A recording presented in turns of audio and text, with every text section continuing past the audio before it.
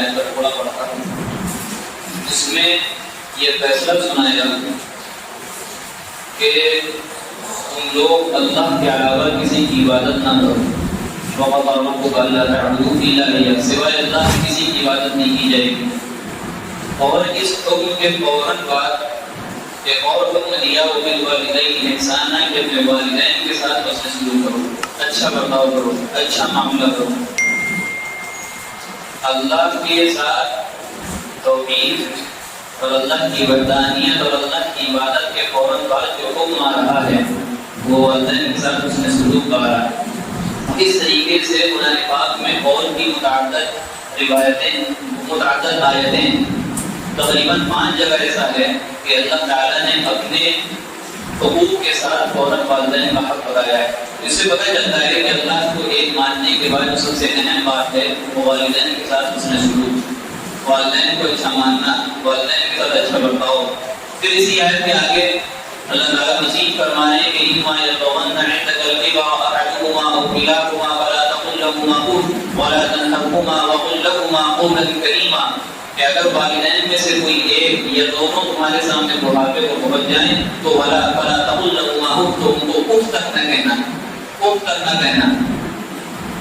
وَقُل لَّهُمَا وَلَا تَنْهَرْهُمَا، ان کو چھڑکنا مت، وَقُل لَّهُمَا قَوْلًا كَرِيمًا، ان سے نرمی کے ساتھ بات کرنا، ان سے نرمی کے ساتھ بات کرنا۔ پھر دوسری آیت میں فرمائیں کہ ان کے سامنے جب کھڑے ہونا تو اپنے بازوؤں کو چھپا کر کھڑے ہونا، شفقت کے ساتھ کھڑے ہونا، اپنے آپ کو چھوٹا بنا کر کھڑے ہونا، اپنے اندر انکساری پیدا کرنا، اپنے اندر عاجزی پیدا کرنا۔ تم بھلے انہیں کے جو ہے کلکٹر ہو، تم بھلے انہیں کے بڑے عہدیدار ہو، تم کتنے ہی بڑے عالم ہو، لیکن والدین کے سامنے جب جانا تو اپنے بازوؤں کو چھپا کر کے جانا، اپنے آپ کو چھوٹا بنا کر کے جانا، والدین کو بڑا سمجھنا، یہ قرآن پاک کی تعلیم۔ اسی طریقے سے حدیث پاک آپ کے سامنے پڑھی جس میں اللہ کے رسول علیہ السلام نے فرمایا کہ اللہ کی رضامندی والدین کی رضامندی میں ہے اور اللہ کی ناراضگی والدین کی ناراضگی میں ہے۔ اگر ہم کو اللہ کو خوش کرنا ہے تو ایک طریقہ نبی نے گویا کہ بتا دیا کہ اپنے والدین کو خوش کر لو، اپنے والدین کو راضی کر لو۔ تمہارے والدین اگر راضی ہیں تو اللہ بھی راضی ہے، اور اگر تمہارے والدین تم سے ناراض ہیں تو اللہ بھی تم سے ناراض ہے، اللہ بھی تم سے ناراض ہے۔ کیوں؟ کیونکہ اللہ تعالیٰ نے اپنے حق کے بعد فوراً والدین کے حق کا ذکر کیا، تو بڑا گہرا تعلق ہے یہاں، بڑا گہرا تعلق ہے۔ اللہ تعالیٰ نے ذریعہ بنایا ہے والدین کو ہمارے جنم کا، ہماری پیدائش کا، ہماری نشو و نما کا، ہمارے بڑے ہونے کا۔ ایسے تو اللہ تعالیٰ ہماری پرورش کر رہا ہے، آپ کو کھلا رہا ہے، لیکن جو ذریعہ ہے وہ والدین ہے، اور والدین میں جو سب سے بڑا درجہ ہے وہ ماں کا ہے، اس کے بعد باپ کا ہے۔ اللہ کے رسول علیہ السلام کے پاس ایک صحابہ آئے اور کہنے لگے کہ سب سے زیادہ اچھا معاملہ کرنے میں کس کا حق ہے میرے میں؟ اللہ کے رسول نے بتایا تمہاری ماں کا۔ پھر پوچھا اچھا دوسرے نمبر پہ اچھا معاملہ کس کے ساتھ کیا جائے گا؟ کہا تمہاری ماں کا۔ پھر تیسری مرتبہ پوچھا پھر کس کا حق ہے؟ کہا تمہاری ماں کا۔ چوتھی جگہ پوچھا پھر کس کا حق ہے؟ پھر بتایا تمہارے باپ کا۔ ماں وہ ہستی ہے کہ اپنے بچوں کی خاطر تمام تکلیفوں کو اپنے آنچل میں چھپا لیتی، اپنے بچوں کے خاطر تمام تکلیفوں کو چھپا لیتی، تمام اچھائیوں کو اور تمام اچھی زندگی گزارنے کو اور تمام جو ہے اچھے معاملات کو چھوڑ دیتی ہے، قربان کر دیتی ہے اپنے بچے کے لیے۔ بھوکی ہوتی ہے لیکن ماں ایک ایسی شخصیت ہے، ایک ایسی ہستی ہے کہ اپنے ماں اپنے بچے کو دودھ پلاتی، انتظام کرتی، جب کھانا کم ہوتا ہے تو کہتی ہم بھوکے نہیں ہیں، ہم کو بھوک نہیں لگی، اور اپنے بچے کو کھانا کھلاتی۔ یہ وہ ماں ہے، یہی وہ ماں ہے کہ جب جو ہے گھر میں رہتی ہیں تو یہی ماں کا جو ہے ہم کو گھر میں رونق دکھائی دیتی۔ جب ماں گھر میں نہیں رہتی، کسی کے گھر گھومنے چلی گئی، کسی کام سے چلی گئی، تو گھر میں گویا کہ سناٹا ہوتا ہے، گھر میں گویا کہ سناٹا ہوتا ہے۔ یہ ماں کا درجہ ہے، یہ قرآن پاک نے دیا ہے، قرآن پاک نے بتایا ہے۔ جہالت میں کیا تھا؟ کسی ماں کا کوئی درجہ نہیں سمجھا جاتا تھا، کسی بیٹی کا کوئی درجہ نہیں سمجھا جاتا تھا۔ حال یہ تھا کہ جوان کھیلتے تھے، پیسہ ختم ہو گیا، ماں کو داؤں پہ لگا دیتے تھے، بیٹی کو داؤں پہ لگا دیتے تھے، بہن کو داؤں پہ لگا دیتے تھے۔ اور اس سے پہلے تو آخری درجے کی بات یہ تھی کہ جب کسی لڑکی کی پیدائش ہوتی تھی تو اس کو جا کر سیدھا دفنا دیتے تھے، پھر اپنے قوم میں آتے تھے تو ان کی عزت کی جاتی، ان کی عزت افزائی کی جاتی تھی، فخر کے ساتھ ان کو دیکھا جاتا تھا۔ اور اگر کوئی اپنی لڑکی کو نہیں دفناتا تھا تو حال یہ تھا کہ اس کو جو ہے حقیر نظر سے دیکھا جاتا تھا، اس کو کمتر نظر سے دیکھا جاتا۔ تو اسلام آیا تب ماں کا درجہ پتہ چلا، اسلام آیا تب باپ کا درجہ پتہ چلا، اسلام آیا تب بیٹی کا درجہ پتہ چلا اور ہدیہ کا درجہ پتہ چلا۔ تو اسلام ہے خوبصورت اسلام نے جس نے نظام دیا ہے، ایک احکام دیے ہیں، ایک طریقہ بتایا ہے معاملات کا، معاشرت کا، اخلاقیات کا، اسی طریقے سے ایمانیات اور عبادات کا یہ اسلام ہے. اسلام ایک ایسا مذہب اس کے علاوہ کوئی مذہب ایسا نہیں. اللہ تعالیٰ نے مختلف انسانوں کو مختلف رشتوں میں پرویا. کسی کو باپ بنایا, کسی کو بیٹا بنایا, کسی کو جو ہے ماں کا درجہ دے دیا, کسی کو کچھ دے دیا, اور سب کے الگ الگ حقوق بتا دیے, سب کے الگ الگ حقوق بتا دیے. قرآن پاک میں اللہ تعالیٰ نے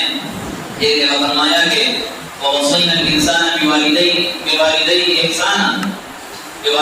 إِحْسَانًا اور آگے فوراً فرمایا کہ حملته أمه كرها ووضعته كرها کہ ماں کا حال یہ ہے کہ ماں کے ساتھ اچھا برتاؤ کرنا. کیوں؟ کیونکہ وہ تم کو اپنے پیٹ میں رکھتی ہے تکلیف کے ساتھ, اور تم کو جنم دیتی ہے تکلیف کے ساتھ, جنم دیتی ہے تکلیف کے ساتھ. ایک مرتبہ حضرت عبداللہ ابن عمر رضی اللہ عنہ کے پاس ایک شخص آئے اور کہنے لگے کہ میں نے فلاں جگہ سے اپنی ماں کو اپنے کندھے پہ بٹھا کے حج کرایا, تو کیا ہم نے اپنی ماں کا حق ادا کر دیا؟ تو حضرت عبداللہ ابن عمر رضی اللہ عنہ لگے نہیں, ہرگز نہیں. تم نے اپنی ماں کو اسے ایک چکر کا بدلہ بھی پورا نہیں کیا کہ جب ماں نے تم کو اپنے پیٹ پہ لے کر ایک چکر لگایا. حضرت عبداللہ ابن عباس رضی اللہ عنہ یہ کہتے ہیں کہ والدین کے ساتھ اس میں سلوک کرنے میں یہ بھی داخل ہے کہ اپنے والدین کے سامنے کپڑا بھی نہ جھاڑو, کپڑا بھی نہ جھاڑو, کہ اس کی غذا جا کر کے تمہارے والدین کو لگے گی اور ان کو تکلیف ہوگی. والدین کے ساتھ حسن سلوک کرنے میں یہ بھی ہمارے بڑوں نے, بزرگوں نے اور علماء نے بتایا ہے, یہ بات کہی ہے کہ جب ماں اور باپ کوئی دونوں میں سے ایک بڑھاپے کو پہنچ جائیں اور ان کی حاجتیں پوری کرنے کے لیے مسائل ہوں, تم کو جو ہے جا کر کے حاجتیں پوری کرانا ہو, یعنی جو ہے جو ان کی گندگی صاف کرنا ہے تم کو جانا پڑتا ہو, اور تم کو بدبو آ رہی ہو, تو تمہارا کام یہ ہونا چاہیے کہ اپنی ناک کو بند نہ کرو, اپنی ناک کو بند نہ کرو, اس بدبو کو برداشت کرو. اللہ تعالیٰ اس کو تمہیں ثواب دیں گے. کیوں؟ کیونکہ جب تم اپنا منہ بناؤ گے, اپنی ناک کو بند کرو گے, تمہاری ماں دیکھے گی, تمہارا باپ دیکھے گا, اور ان کو لگے گا کہ میرے بچے کو تکلیف ہو رہی ہے. لہٰذا ان کے اندر ایک ایسی حالت اور ایسی کیفیت پیدا ہوگی کہ ہم اپنے بچے سے کرانا نہیں چاہتے, اس کو تکلیف ہوگی, وہ اندر بڑھیں گے. لہٰذا یہ اس چیز سے منع کیا گیا, تم اپنے والدین کے سامنے اور منہ بھی نہ بناؤ, اپنی ناک بھی نہ جو ہے بند کرو کہ کہیں تمہاری ماں کو تکلیف نہ ہو جائے. یہ ماں کا درجہ ہے, اسلام نے ماں کا درجہ دیا. آج کل کے لوگ جو آزادی کے نام پہ نعرہ لگاتے ہیں, یہ کیا دیں گے کہ والدین کو کیا حق دیں گے, یہ ہماری بہنوں کو کیا حق دیں گے, ہماری لڑکیوں کو کیا حق دیں گے. اصل حق تو اسلام نے دیا, اصل حق اسلام نے دیا. ہر جگہ اللہ تعالیٰ نے جو ہے اکثر جگہ یہ فرمایا کہ اپنے والدین کے ساتھ اس نے سلوک کیا جائے گا, اپنے والدین کے ساتھ اس نے سلوک کرو. اور آگے بھی فرمایا کہ اپنے والدین کے لیے جھک کر کے کھڑے ہو, تم کتنے بڑے کلیکٹر ہو, کچھ بھی ہو, اپنے عہدیدار کو اپنی جگہ رکھو, لیکن تمہاری ماں ہے سب سے پہلے, تمہارا باپ ہے سب سے پہلے. یہ باپ اور ماں کون ہے؟ یہ وہ ہستی ہے کہ جب بچہ بیمار ہو جاتا ہے تو پریشان ہو جاتے ہیں, نیندیں حرام ہو جاتی ہیں, اور لے کر کے دفتر کی ٹھوکریں کھاتے ہیں, اور فلاں ڈاکٹر کے پاس, فلاں ڈاکٹر کے پاس, فلاں ڈاکٹر کے پاس. معاملہ پھر جو ہے جب طبیعت اس کی صحیح ہوتی ہے تب والدین کو سکون ملتا ہے, تب والدین کو اطمینان ہوتا ہے. یہ معاملہ یہ اسلام نے سبق دیا. اسلام کے علاوہ کوئی مذہب نہیں ہے جو والدین کو ایک مقام دے سکے, اور یہ مقام جو اسلام نے دیا یہ اس طریقے کا نظام کوئی نہیں بنا سکا, اس طریقے کا احکام کوئی نہیں حاصل کر سکا, کسی مذہب کی یہ چیز آپ کو نہیں ملے گی. اسلام کو جو سمجھے گا وہی حقوق ادا کرے گا, اور جب حقوق ادا کرے گا تو معاملہ یہ ہوگا کہ اللہ کی ہم سے راضی ہوگا. اللہ کے رسول علیہ الصلوۃ والسلام نے یہ موقع پہ فرمایا, مشکل شریف کی روایت ہے کہ من اصبح مطیعا فی والدیہ اصبح له بابان مفتوحان من الجنہ وان کان واحدا فواحدا, کہ اگر کسی شخص نے اپنے والدین کے ساتھ اس نے سلوک کرنے کے سلسلے میں اللہ کی فرما برداری کی, کان له بابان مفتوحان من الجنہ, تو اس کے لیے جنت کے 2 دروازے کھلے ہوئے ہیں, اس کے لیے جنت کے 2 دروازے کھلے ہوئے ہوتے ہیں. وان کان واحدا فواحدا, اور اگر ایک زندہ ہے اور ایک کے ساتھ اس نے سلوک کرتا ہے اور اللہ سے ڈرتا رہتا ہے, اس کے لیے ایک دروازہ کھلا ہوا ہے. اس کے برخلاف آگے فرمایا ومن عاصیا للہ بوالدیہ, کسی شخص نے اپنے والدین کے سلسلے میں ان کی نافرمانی کی اور اللہ کی نافرمانی کی, تو معاملہ یہ ہے کہ اس کے لیے جہنم کے دروازوں میں سے 2 دروازے کھلے ہیں. وَإِن كَانَ وَاحِدًا فَوَاحِدًا, اگر ایک کے ساتھ اس نے بدسلوکی کی ہے اور اللہ کے ساتھ کرنے کا معاملہ نہیں کیا تو اس کے ایک جو ہے جہنم کا دروازہ کھلا ہوا ہے, اس کا ایک جہنم کا دروازہ کھلا ہوا ہے. والدین کے بارے میں اللہ کے رسول علیہ الصلوۃ والسلام نے فرمایا کہ یہی دونوں تمہاری جنت ہے اور یہی دونوں تمہاری جہنم ہے. لہٰذا جو کی خدمت کرے گا اس کے لیے جنت ہے, جو کی جو ہے اسی طریقے سے نافرمانی کرے گا اس کے لیے جہنم.